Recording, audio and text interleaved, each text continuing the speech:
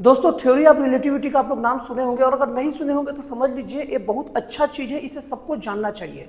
और competitive exam की तैयारी करने वाले को तो मस्ट एकदम जानना ही जानना चाहिए।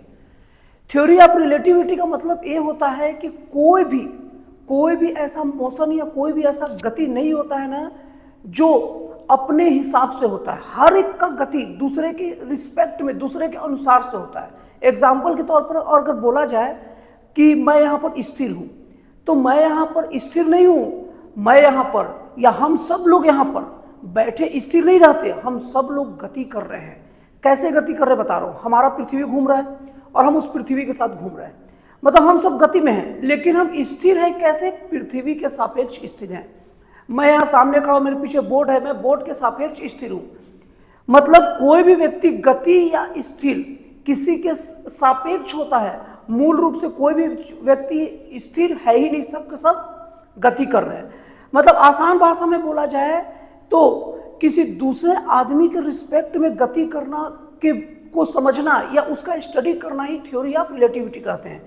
एग्जाम्पल के तौर पर रेलवे स्टेशन के प्लेटफॉर्म पर कोई आदमी खड़ा है, रेल अभी नहीं आया है, तो इसका मतलब ये नहीं आदमी गति नहीं कर रहा, आदमी गति कर रहा है पृथ्वी के साथ, लेकिन ट्रेन की रिस्पेक्ट में खड़ा है।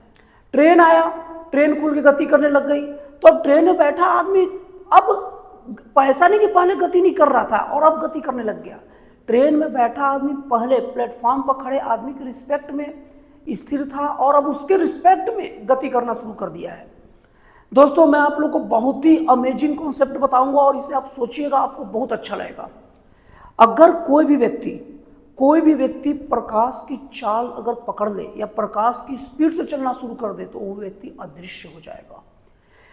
थ्योरी ऑफ रिलेटिविटी में इसको समझाया गया है। देखिए कैसे, अगर मैं आपको या आप मुझे तब देख रहे जब आप पर प्रकाश पड़ रहा है और उससे टकरा कर रिटर्न मेरी आंखों में पड़ रहा है। मैंने पिछले वीडियो में इसको बताया है। तो मैं किसी चीज को देख पा रहा हूं, मैं आपको और आप हमें देख पा रहे हैं, लेकिन सोचिए प्रकाश आ रहा है और प्रकाश की स्पीड सबसे ज्यादा होती है। दोस्तों, प्रकाश की स्पीड की बात करें तो प्रकाश का स्पीड 3 × 10⁸ मीटर पर सेकंड होता है। अब समझ लीजिए कि 1 सेकंड में प्रकाश कितना लंबा गति कर लेता है। तो क्या होता है कि जब वो प्रकाश चल के किसी पर टकराता है तो वो उसके रिफ्लेक्ट होकर हमें हमारे आंखों में दिखता है, तो हम कहते हैं व्यक्ति है।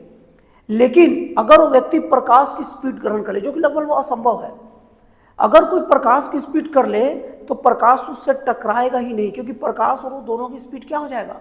सेम हो जाएगा। और जब सेम स्पीड होगा तो प्रकाश उससे टकरा कर हमें दिखेगा नहीं, मतलब वो व्यक्ति इनविजिबल हो जाएगा। वो क्या, कोई भी व्यक्ति अगर पॉसिबल हो और प्रकाश की स्पीड धारण कर ले तो वो व्यक्ति इनविजिबल हो ही जाएगा।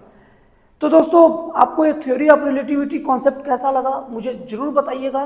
तो दोस्तों, फिर मिलते हैं अगले वीडियो में एक जन कल्याणकारी और एक राष्ट्रवाद से प्रेरित नए विचारों के साथ।